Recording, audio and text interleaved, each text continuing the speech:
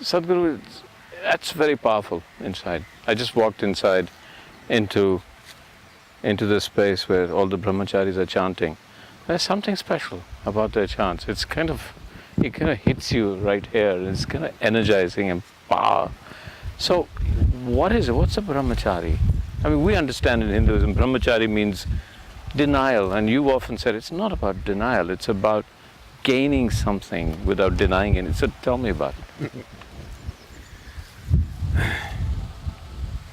And I have to say, they're both men and women in there. It's not like, they're not like monks, that all the women have been put up in a nunnery and the monks are in some monastery. They're all there. For example, somebody is out to climb Mount Everest, okay? He prepares for years, probably for a lifetime, he prepares. And then he is in the harshest of climate, denying himself every pleasure of life, of comfort, of family, of society, everything that normally people want to have, he denies himself all that to climb the mountain. But do you really believe he's denying himself? Or is he making another possibility which you can never imagine real in his life? So that's brahmacharya. The word brahmacharya literally means, Brahman means the ultimate, charya means the path. You are on the path of the ultimate. Or in other words, you are somebody who is not willing to settle for small things. So anybody who has created anything worthwhile in their lives have naturally denied themselves lot of simple pleasures other people are having. When you're making a film, maybe you're not eating well, maybe you're not sleeping well. Are you taking your afternoon nap, sitting with your wife, enjoying the siesta, having dinner with them, with your family? Are you doing all this? Everything you deny yourself because you want to create something, isn't it? Isn't that true with every man or woman who has created something worthwhile in their life? The same with brahmacharya, they are on the path of the ultimate. Because of that, their attention is not diverted to other things that people think are valuable. So, what's the ultimate? See here, if you look around, there's brick and stone, or rather mud and stone and trees and plants. This is creation. But now if you look at this, from the same soil this tree is coming, throwing out… right now there are no flowers, but it throws out wonderful fragrant flowers. From the same soil a mango tree will come and throw out mangoes. From the same soil you have come and making movies From the same soil I have come and I am a guru. So there is something here which can make this mud into a tree, into a fruit, into a filmmaker, into a guru and into a billion other things. Don't you want to know what it is? Don't you want to experience what it is? And if it was somewhere in heaven, I'm not interested. But if you eat a banana, that banana becomes a human being within you. There is something here which can transform a rice grain or a banana or a piece of bread into a human being. This is the ultimate source of creation. Yeah. Don't you want to know what it is? Don't you want to experience? Don't you want to know the power of it, the beauty of it, the joy of it? So these are people who have had a taste of that and now they want all of it. They don't care whether they eat or not. They don't care whether they drink, smoke and enjoy other simple physical pleasures that other people are addicted to. They have had a taste of the ultimate. Now they want it all, they won't settle for anything less. Okay, now I understand that till you've experienced it, it's an experiential sensation, or more than a sensation. Talk about the ultimate. What is the ultimate? My work as a guru is just to give you a taste of that ultimate, so that your life goes into your tizzy and you go crazy and you want to go for it. You've had a taste, now you can't stop. So your work is to drive people mad. Yes. Right, okay. Because if people slip through their life in the name of comfort, in the name of security, they're wasting their life. They must go all the way. This is not my desire, it's their desire also, because today you have a desire to fulfill this. If that happens, you want the next one and the next one and the next one. If you carefully look at your desiring process itself, you will see you are not willing to settle for anything limited, isn't it?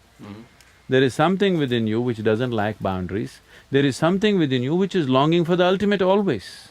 So this is not my idea, this is not my philosophy that you should seek ultimate. You're anyway seeking ultimate in unconscious ways. I am saying, if you seek in unconscious ways, you'll always remain frustrated and the chances of finding it are remote. It's better to seek what you want in a conscious way, in a focused way. So brahmacharis are those people, they're also seeking just what you're seeking, but they're seeking it 100% consciously. So, what is the ultimate? Is there other words? I mean, I'm looking for words. What is ultimate?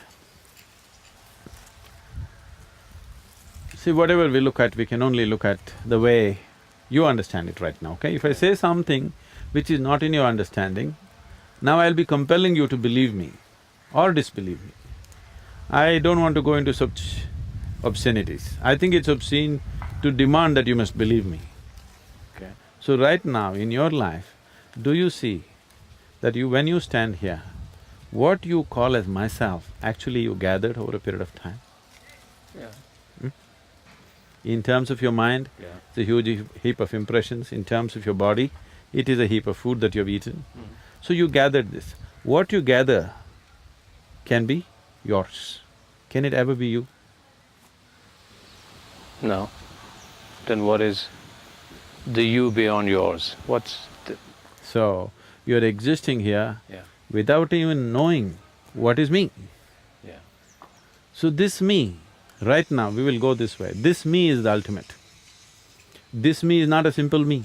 This me can make a piece of bread into a human being, a banana into a human being. This is not a simple thing.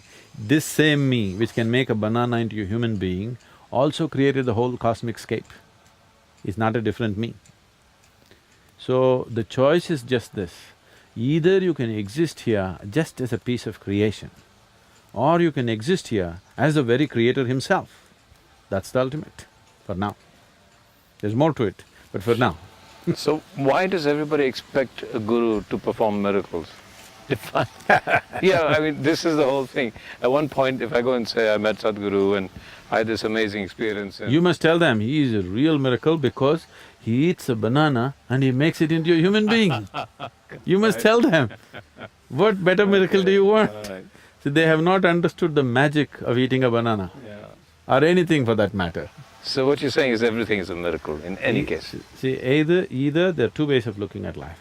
If you have eyes, if you look at it closely, everything is miraculous because there's not one single atom in the existence that you can fully explain. So it's miraculous. Yeah. Another way is, everything is happening, the whole physical existence is happening between cause and effect. Everything can be explained if your perception is deeper. Either nothing is a miracle or everything is a miracle. In your mind, if one thing is a miracle and another thing is not, you are in ignorance. Yeah. So even miracles are intellectual ideas that are boxed, separated See, from… anything that you cannot understand is miraculous for you. Yeah. If you did not understand how electricity works, and if I just touched that wall and light came on, you would think either I am the messenger or the sun or himself, isn't it? Yeah. See, right now, I can take you there and show one great miracle for you. You will see mercury solidified. Mercury is to be liquid. Yeah. According to modern science, you can solidify mercury only at -32°C. I'll show you mercury, which is solid. You can measure it weight to volume. You will see it's pure mercury, because there's no other substance on the planet which can weigh as much as mercury, so you can't fake it. You cannot fake it. You will see just a 23-inch tall ellipsoid, which weighs 682 kgs. Nothing else on the planet can weigh that much, unless I imported something from somewhere else, which I have not. This is just pure plain mercury. But it's solid, in room temperature. Is that miracle enough? But it's not a miracle, I can explain the science of it. Now I know this is not what it's about, but for us mere mortals, it's very fascinating sometimes when I hear that in the brahmachari way of life, just the physical abilities, the energy levels that these people have, all the brahmacharis have, and what I've heard about, there's that mountain right there, and which would probably take me, what, 6–7 hours? No. 8 hours? You could do it in 3–3.5 hours. They'll do it in 35–40 minutes. So, Because I've seen them, while I've been here, I've seen some of them, well, yeah, other than the volunteers and the meditators, but I've seen the brahmacharis, they never sleep. When I go to bed, and like, when I'm forced into bed, because I stay awake a lot at night, they're still awake. And then when I come in the morning, they're like as fresh as anything, teaching us yoga, working, walking, working everywhere. And then I try to play football with them. And they're the most energetic football players. I mean, okay, so they're younger than me, but I've seen football players, the kind of energy they exhibit without sleep, without rest in this brahmacharya. And then I saw one of them eat, and I said, "What are you eating?" And he said, "Well, and it was just soup and a few grains, and that's all they were eating." So tell me, what is it? Tell me about that energy that comes from this way of life, the way of lifting your energies. What does it do to you physically? See, the energy that you have right now is not all about the food that you eat. Sunlight, air and water you drink is actually contributing for more than 60% of the energy that you have. Yeah. I think there is a whole misunderstanding. I know if I say this, it would be very, very controversial because humanity has invested so much in the other direction. We are always thinking of energy as nourishment, food nourishment. People are constantly calculating how much iron, how much magnesium, how much this, how much that. And every day there's something new. Yes, I'm not saying that's not needed. Definitely that's the chemical ingredient of the body, it needs to be taken care of. I'm not trying to belittle the nourishment. Nourishment is definitely needed. But that is not going to determine the energy levels that you have. And your ability to transform what is food into what is a human being and what is energy and consciousness is what makes you who you are, your ability. The efficiency. Now, every machine that you create, you are no more just trying to create big machines, you're always thinking about being energy conscious, isn't it? Now, you are driving an Ambassador which was giving you 4 kilometers per liter, it was okay. Now it is a crime. Because you understand this is not the way to live. Now today you want 40 kilometers out of a liter. So it's a question of energy efficiency.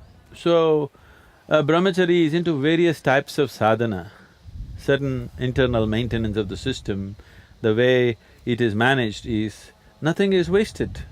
It is very eco-friendly, very, energy-conserving methods through which you generate a huge amount of reserve energies within you. You don't sleep, you don't eat, it doesn't matter. If I don't sleep for 3 nights, you will still not see any difference in me, I'll be carrying on. This is not some superhuman. See, first of all, we need to understand this. This is not about being superhuman. This is about realizing that being human is super. Being human is not a simple thing, it's a tremendous thing. So right now all the symbolism you see, Shiva always has snake on top of his head, this is to indicate, see, snake is seen as the fundamental energy. Kundalini is symbolized as a snake in India, in the yogic systems. So tell us why, because in the West, snake is something threatening and almost evil. It's because it has this kind of sometimes sexual connotation, sometimes evil connotation. So the first aspect is, the snake, Shiva is not holding at his feet, on top of his head. This is to indicate that his energies have reached the peak, okay? That is the essence of asceticism, that his energies have hit the peak. Energies have hit the peak means his perception has also hit the ultimate. That is why the snake on top of the head and the third eye are symbolic. You understand? Third eye means your perception has hit the highest level of perception. Everything that can be seen, you have seen in the existence. That is mainly because you are energized in the highest possible way. If your perception has to evolve and enhance itself, the most important thing is your energy has to evolve and enhance itself. So the whole sadhana that the brahmacharis are doing and all the yoga practitioners are doing is to evolve, refine their energies in such a way that their perception is enhanced and the third eye opens. Third eye opening does not mean you'll have a crack in your forehead. Okay. It just means that your perception has gone beyond the dualities of life. You're able to see life just the way it is, not the way it is necessary for your survival. You're able to see it just the way it is. So about the snake, see, Even according to the Christian, whatever, what do you call that theology, Adam and Eve, first man and first woman were there, that is the story. Even if you go by that story, they were a dumb couple. They didn't know what to do with each other. Yeah. All right? Okay. So the snake came and made them eat the fruit of knowledge. Yeah. Anybody who makes you eat the fruit of knowledge, is he evil or divine, tell me? Yeah, I would say that's divine. And by eating this fruit of knowledge, life got initiated on this planet. The whole life process became possible only because of the snake tempting Eve to eat the fruit of knowledge and share it with Adam. Only one who is out and out against the fundamental processes of life can and will say snake is agent of the devil. Yeah. One who initiates life has to be agent of the divine, isn't it? Yeah. So here we always saw the snake as the agent of the divine. There is no temple in India without a snake. Somewhere there will be a snake to indicate this is the agent of the divine. And above all, Shiva keeps it on top of his head, not at his feet, not somewhere. A crawly creature on top of his head because to indicate that this is what initiated the life process. Religion and spirituality, you keep saying it's two separate things. Religion is See, we do not know what's religion in this part of the world. We have no religion here. Because here, in India, for example, there are 36 million gods and goddesses, okay? Yeah. As if that's not enough, see, now I'm creating a new one. Yeah. Everybody's excited, Sadhguru is going to create a new goddess. He's going to give birth to a new goddess, everybody's excited. Any other part of the world, they would have killed me. Isn't it? New goddess That's the whole thing, because here we clearly understood God is our making. Yeah. Everywhere else they propagated, you are God's making. No, the way you think about God, the way you project God is essentially our making, isn't it? Yeah.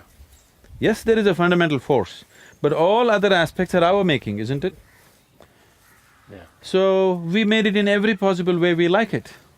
36 million, I feel is not enough. I feel every human being should make his own God, the way he can relate to.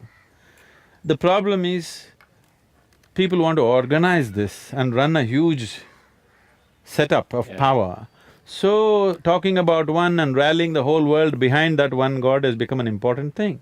If all of us had our own gods made by us as we can relate to, you could never organize it. Yeah. So, God becomes your fingerprint, each one different. Yes. Yeah. And above all, see, in this culture, we never held God as the highest. God is only a stepping stone, he's only a tool for you to reach your mukti or your ultimate liberation. Freedom is the highest goal, not God. Sadhguru, can we sit here for a while? Because you have more energy than I do. Okay. Okay. So Sadhguru, you said this many times, that the highest goal is freedom. Now, people understand freedom in different ways. The two words, the three words that you used, liberation. So liberation from what? Freedom. So everybody, as you yourself said, it's contextualization. Freedom from what? And when you say ultimate freedom, so does that mean that you get into freedom that has no context, so Yes. therefore it becomes ultimate? And from that, the question, you use the word duality. I know I'm struggling, I kind of sense them, but I cannot see them clearly, so I want you to talk about that, these words. See, generally the word freedom, before 1947 in this country, if you said freedom, people only thought if the British go away, we are free. That was our idea of freedom at that time. I'm sure those last couple of decades, the word freedom, azadi, just meant English should go away. Yeah. So English went away. Now are we free?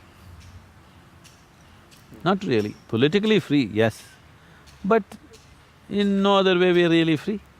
So, freedom may mean different things to different people depending upon the context of their individual life at a certain moment. But essentially, do we understand that we are living within certain limitations of life? Leave the political, economic and other aspects of freedom. Just as a human being, just as a piece of existence, do you see you're a limited entity? You're a limited boundary, isn't it? Yeah. But do you also see there is something constantly longing within you to be little more than what you are? So you're seeking freedom, but you're seeking it in installments. So if I bind you, if I put you, if I imprison you in a small cell, 5 by 5, let's say, you'll fight for your freedom. If I release you into 10 by 10 cell, you'll feel wonderful, but within 24 hours you realize, this is not it, this is not freedom. If I release you into a larger compound and say, you are free, do what you want here but you can't go out, once again, the moment you feel the boundaries, you want to break that. So however big the boundary I set for you, the moment you are able to feel the boundary, when you don't feel the boundaries, you think you're free. But the moment you feel the boundaries, you want to break it. So there is something within you which cannot stand boundaries. Or in other words, there is something within you which wants to become boundless. What can be boundless? If you look at it, all physical forms must have a boundary, isn't it?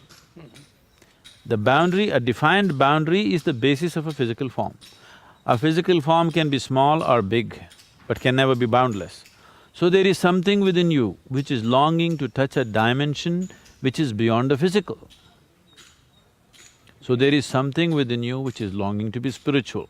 So spiritual does not mean looking up or looking down or praying or going to the temple. Spiritual essentially means you are in an experience which is beyond the limitations of the physical. That means you're in a boundless space. This longing is always there in every human being. Either you're approaching it in installments or you're going consciously for the ultimate. So why in my mind is the ultimate so blurred? Why can't… I mean, I can imagine, you talk about a cage and you talk… the moment you talk about measurement, I can see it. You say you're imprisoned by this galaxy, I can somehow say, okay, it's a galaxy. Now you talk about being imprisoned by nothing. This concept of being boundlessly free sounds brilliant, so just talk to me about it. How do I aspire to something that I'm unable to imagine? That's why you never aspire to something that you're unable to imagine, that you do not know. If you want to become free, you never think of freedom, because freedom is just an idea. It doesn't exist. It is just an idea which has no substance in it. So when you want to become free, you don't think of freedom. You only look at the ropes which are binding you. You cut these ropes which are binding you, there is some sense of freedom. Then you realize there's another set of ropes binding you. You cut that, there is freedom. But then you notice there's another set. It doesn't matter how many sets of ropes are binding you, there must be a place where if you cut enough of them, nothing binds you, right? There may be… the number may be big, but still it cannot be innumerable, isn't it? It cannot be infinite. Only freedom can be infinite. Bondage has to be limited. The very nature of bondage is limited, isn't it? Limiting is bondage. So bondage cannot be limitless, only freedom can be limitless. This is not all semantics and ideas. In terms of life's experience, you don't waste your time talking about or thinking about freedom or the ultimate. You look at what's binding you now and see how to transcend this. This is growth. And what actually is… so I'm looking at myself, what's my most limiting factor? I mean, that you could probably say most people, that's what they're bound by. They're… let's say, I mean, I'm a filmmaker, I can go anywhere in the world, I can travel, I can do anything. I have, Yes, but if I make you walk around for 1 hour, you'll have to rest. 2 hours, you have to go to sleep. That's a limitation. How would you… what kind of a filmmaker would you be if you could be like me, stay awake for 5 days at a stretch, don't bother about eating, sleeping, nothing, you can just focus on what you have to do? What kind of a filmmaker would you be? Maybe you would have all the actors dead. Yeah, well, I've been accused of that, but then my film becomes my limitation. So, boundless, because I get very passionate about filmmaking and then I forget to sleep and eat, but then at one point it becomes a film and the film is over. This idea of complete… No, I want you to just imagine yourself. So, we're just talking about tangible things so that it's easier to, see it. Suppose you had no physical limitations. If you have to go to the bathroom, you have to eat, you have to sleep. suppose you could just be on, 100% focused for 3 days at a stretch, what would be the quality of your film? I want you to imagine. Yeah, it would be absolutely brilliant. It would be yeah. something else than Yeah. what you're doing right now, isn't it? Yeah. So, why is that possibility not being explored for now? So if you explore that, then you will see that's fabulous, but there's still other limitations. But those limitations are not relevant now because we are still in these limitations. Yeah. Okay, so my body is my own limitation, that's what Body you're is a saying? limitation, mind is a limitation, emotions are limitations. They're also possibilities. See, your body is your possibility. Sadhguru, what I'm asking you, and I know you're not saying it because you think it sounds like madness, but let's go into madness. The promised land, let's talk about it, because we've talked about this. We've talked about it in the context of Shiva, we've talked about it in the context of absolute freedom, we've talked just in terms of absolute, we've talked about you have to overcome duality. What's there? I know it's difficult, but it's if not I was going to difficult. convince my friends to follow It's not this path, difficult, it could be… what's in your there? present context, it could be scary. Okay, See, even right if it's now, scary. for example, when we say Shiva, Yeah. most people, everybody can look at Shiva the way they want it. That's why all these many forms. Shiva is a Bholenath, an innocent child, you can play with him whichever way you want. He's a fiery god, he's a Nilakanta, he's Sadashiva, he's a million other things. Why all these things is, so that everybody can relate to it as they want. But essentially what the word Shiva means is, that which is not. That which is creation, that which is not is Shiva. So what is it that which is not? Why are we looking at that which is not? Well, that which is not is the basis of creation. It is the empty space of the existence which is the womb of creation, isn't it? So we say Shiva is the basis of everything. This is just the ultimate physical sciences. Let me not use the word ultimate. The highest level of physical sciences expressed in a beautiful dialectical format. So Shiva is that which is not, that which is still and that is not. Out of that pops out creation, because he came in touch with a certain energy which we are referring to as Shakti. Whenever Shakti just passes by, boom, he roars. You call it a big bang, we call it he rises as Rudra, he roars and he creates his first form, which is an ellipsoid. From that springs all creation. Well, the physical sciences are 100% in agreement with this today. You're saying it's a dark energy. Shiva has always been referred to as the dark one. So what you're referring to as Shiva is just that which is not. We are not talking about a god who is sitting up there. But why the form?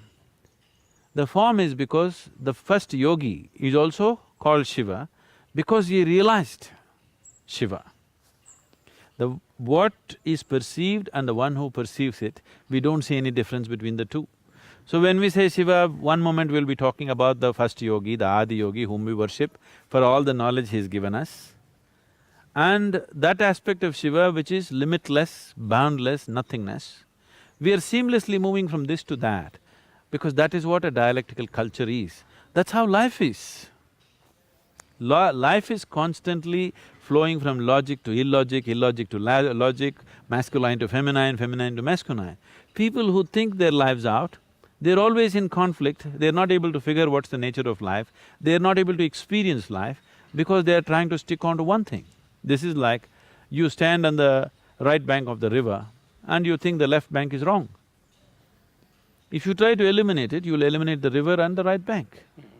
Life is happening not separately, it is all happening in, it's all entangled in each other. Entangled is not the word, it's intermingled with everything and everything. So, the whole culture evolved like that. We will be uttering Shiva, in this sentence if I say Shiva, I'm talking about the boundless nothingness. Next sentence I say Shiva, I'm saying Yogi. It's for you to figure what I'm talking because if I go on explaining this and that, then I'll be separating the two because in my consciousness, in my perception, the one who perceives and what is perceived are not different. He becomes a yogi The word yoga means union. He becomes a yogi because he has experienced the union of the existence. He has become one with the existence. So we don't refer to the existence, the basis of the existence, and the one who has known the union of being with existence as two separate identities, though they are two. So, one possibility, and as you say, it's just one possibility, is that the ultimate is nothingness. It is. What Buddha describes as shunyata, or is that the same thing?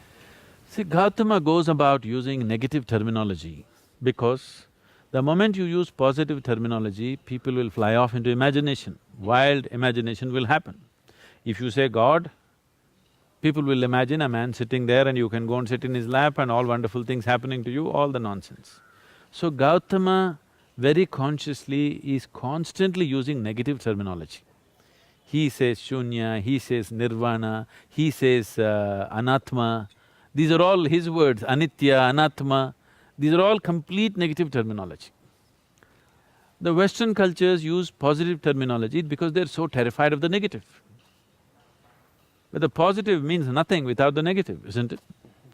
So the yogic culture uses both of them together. Seamlessly we move from this to that to this. Shiva is the most wonderful man. At the same time, he's the most horrible man. He's an ascetic, but he's a great householder. He's a drunkard, he's the peak of alertness. He's always intoxicated, but he is the peak of alertness. Because this is the way existence is. It is neither this nor that. Both of them are in play all the time. So in the yogic culture, we use both positive terminology and negative terminology. Buddha used only negative terminology because he's afraid that if you use positive terminology, people will fly into wild imagination, which is a wise thing, in a way. This is a question I'm asking on behalf of the people who are unable to speak to you directly, okay? The economic collapse has taken place, the world's gone into a tizzy. I've just lost my job, I have a mortgage that I can't pay, I have 3 children that I can't educate, I have a wife who's saying, what's going to happen to our life? And my pension has all disappeared, as I thought that in future I'm going to get this pension. My beautiful life, if this is the United States, my American way of life has just collapsed. And now we can you're talking about contradictions, you're talking about nothingness and… Oh, you asked for it. I asked, I agree. So now I'm asking behind, what would this mean to me? When I am so confused and so my everyday existence is how am I going to feed and still have my house and feed my children, what would this do for me? Why would I go this way? See, one thing you have to acknowledge is, today, we as a generation of people, never before the survival process of a human being was as well organized as it is today. If you have the money, if you go to the superstore, you can buy everything that you need for next 1 year and not step out of your house. It's that organized. Never before was this possible. Every day you had to go out, get your food for that day, not knowing where the food is. It is too organized to a point that we are becoming lethargic, we are becoming unrealistic with the life processes. So the economic collapse, I think it's improper to call it a collapse. The economic reality. From the lie of a bubble, we have come down to reality. Okay. This is Chinese wisdom, okay? I'll tell you. So some Americans were complaining about the economic collapse and what's happening. So a Chinese man took him and took a chair, put it in front of a mirror. Said, do you see there are 2 chairs? Said, yes. Then he removed the mirror. What is left? Only 1 chair. So this is what you're complaining about. Always there was only 1 chair. If I put up 2 mirrors, these 1 chair will become 10 chairs. If I become 5 mirrors, they'll become 100 chairs. But that's not the point. The real thing is, there's only 1 chair. There's only 1 planet, there's only that much resource, there's only this much. Rest is all exaggerated nonsense, okay? I don't think we should wait for it to collapse. If we are wise, we must pull it down ourselves. I was being interviewed by one of the national channels just before the economic collapse. When India's share market was touching 21,000 something, and that day I was in Mumbai, they wanted to interview me. They said, "What do you think about this?" I said, "It's unwise to have share market running at 21,000. I also keep general, attention towards what's happening in the economic spheres. If you ask me, India's share market should be at 14,000. But we would like to make ourselves little bigger than who we are to attract foreign investment, this, that. So if it's running at 16,000, 16,500, sufficient exaggeration to impress the outsider. But if you run to 2021, it is not good. And this is like, you want to go to an interview today, you're only 5'8", you want to wear 2 inches heels and go. It's all right. You want to look little taller than who you are. Suppose you wear 3 feet heels and go, you're on stilts, very soon you're going to fall on your face. They didn't like it. Okay. Okay. And it collapsed. Within about 20 days after I spoke, it just dropped to 11,000 or 10,000 or whatever, 9,000 I think. Yeah. So you're walking on stilts, you're bound to fall. Little bit of exaggeration human beings want to do to impress each other, it's all right. 2 inches, 3 inches heels, all right. If you go for too much, it's not fair to yourself or to the people around you, isn't it? But the higher goals that you're talking about, let's just talk about that in the context of… The individual experience, Yeah. that human being Yeah. who has lost something, Yeah. the human being who is caught in all the mechanics of I mean, you economy, could say, well, international solve economy. that. We can say to him or her that you can solve that before you even think of higher goals of spirituality. Or we are saying, spirituality, higher goals will actually help you. And he'll No. say, how? Yeah, let's look at that. See, right now what you're talking about is certain upheavals in your physical situation. One thing you need to understand is, do what you want. Even if you're a superhuman being, outside situations will never happen 100% the way you want them. Never ever. Even if there's just 2 people in the family, still it doesn't happen 100% the way you want it, isn't it? Correct. And not a single person in this whole planet has ever happened 100% the way you want them. Not your spouse, not your children, not your boss, nobody. So outside is always going to be like this. Some things happen your way, some things don't happen your way. But the inner reality of your experience is 100% you. There's only one ingredient, that's yourself. At least this must happen the way you want it, isn't it? Yeah. So if this was happening in a peaceful and blissful way within you, economic high or economic collapse wouldn't mean anything to you. You would just have to adjust a few things around you, that's all. It doesn't change the quality of your life as such because you are anyway blissed out. Always you're blissful by your own nature. If there is money, you will drive, there's no money, you will cycle, which is more healthy. I mean, you will do whatever the situation demands without any great struggle about it.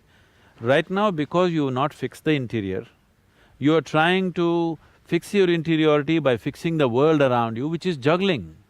Even when things were going fine, I'm sure you were still stressed. When you have a job, you complain of stress. So shall I get you fired? Will you be happy? Will you walk on the beach joyfully? No. Now you'll be depressed because you're fired. So whichever way you suffer, this is not because of the situation, because you have not learned how to conduct this human mechanism. How to keep this being, that you have not paid attention to. Nothing happens your way in the world, that's not the problem. The problem is you yourself are not happening the way you want yourself to be. If you did happen the way you want yourself to be, for sure you would keep yourself blissful and wonderful, isn't it? Outside would be just a play. You conduct it to the extent you can conduct it. Never before another generation of people have known these kind of comforts and conveniences. You are living better than your father, your grandfather, anybody. Unless your grandfather was a Maharaja or something, definitely you're living better than your father and grandfather, but you're still complaining. because it's not happening the way you think it should happen. So, if it happens any better than the way it is happening right now, your economy, you will have no planet left. I'm glad economy has collapsed, because ecology will improve when economy collapses. Right.